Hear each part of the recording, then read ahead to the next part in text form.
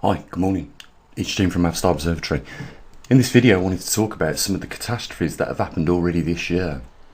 And I wanted to ask you, have you noticed the frequency of these becoming more common and happening a lot more? We're in the end of March now, and already this year we've seen floods devastate hundreds of thousands of people in Vietnam and wipe away crops. We've seen Texas get a snowstorm, probably a once in 100 years I think it was, that took out the grid, affecting 100 million people. And now recently in Australia, the floods, which have again affected hundreds of thousands of people, devastating homes, infrastructure. All these events are becoming more frequent, and they cost tens, if not hundreds of millions of pounds in damages, and they're on the increase. And I think it's strange that nobody is really piecing the evidence together as to why this is occurring. We've completely, as a species, abandoned all the technology and the information that we've got at our disposal right now, and forgot the fact that this Earth is going through a real rare anomaly, and nobody seems to be saying, could it be this? I'm talking about the magnetic reversal of the Earth. What we've seen in the last 30 years is the magnetic poles cover more distance in 30 years than they did from 1840 to 1990. And at the same time, over the last 30 years, we've seen something else fall in line with the event of the magnetic poles reversing. I'm talking about the grand solar minimum, which is the depletion of sunspots over a period of 3 sun cycles, which creates the same situation, more cosmic rays in our upper atmosphere, just like the weakening of the magnetic field of the Earth related to the pole shift, creates more cosmic rays in the upper atmosphere.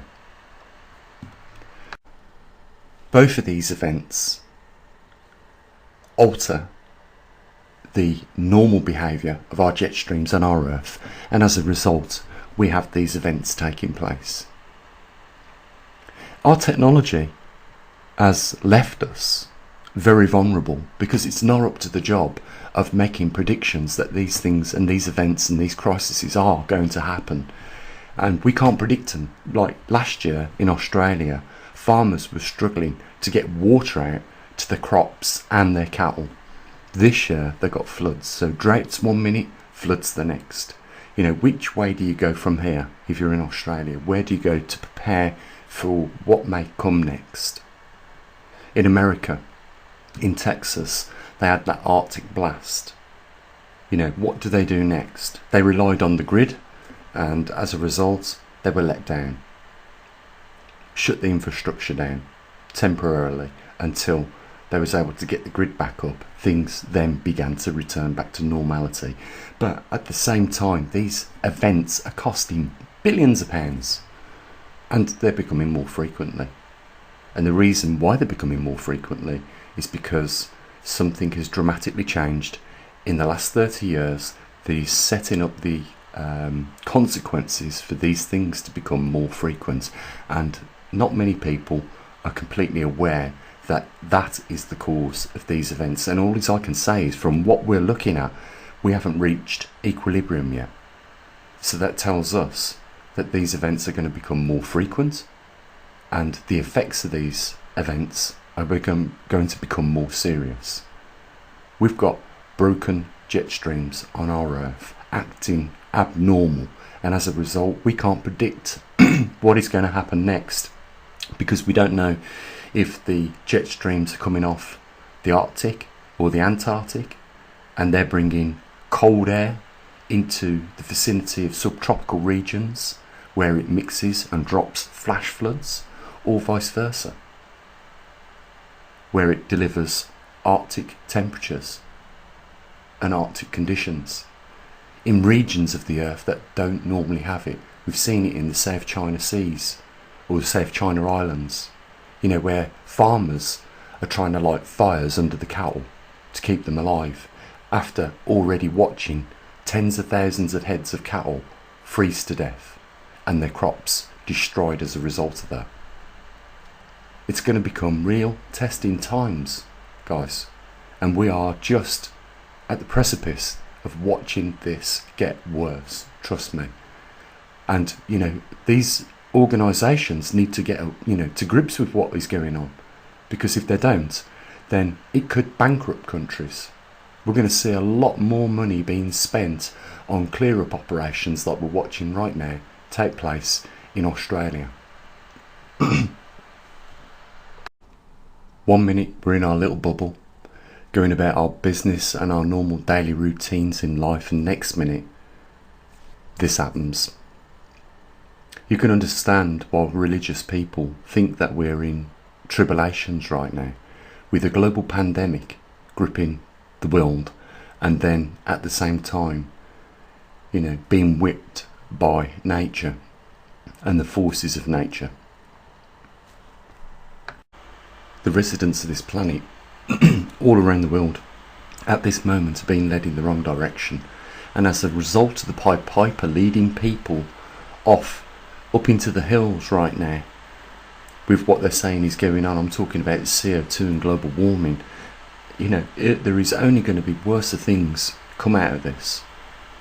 1 minute you're in your bubble, next minute there's a knock on the door and there's a catastrophe you never thought you would see with your own eyes taking place in your own community. That's what we're faced with right now, and it's not through global warming, it's not through CO2, it is through the jet streams being modified by cosmic rays.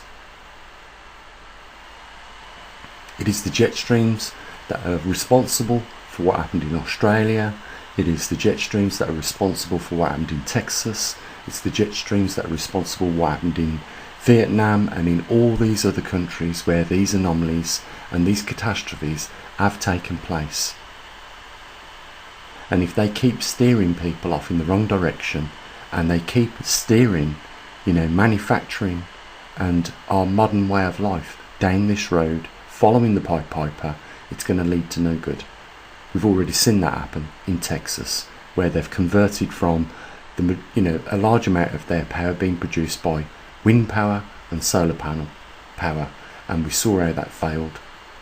That city, during that snowstorm, the wind turbines couldn't turn because they were frozen, and the solar panels were covered with snow, and therefore they couldn't convert solar radiation into electricity.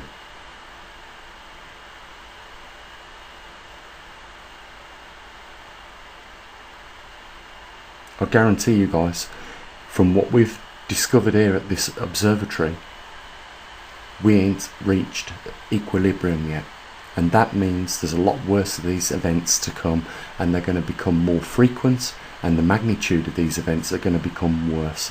We've got a lot more catastrophes that we're going to witness throughout this year and the years to come as a result of what is taking place over the last 30 years, which has clearly showed us that these events are related to a couple of things, and one is a very rare event which last took place 780,000 years ago, and it should come as no surprise to anybody that this event is responsible for what is taking place.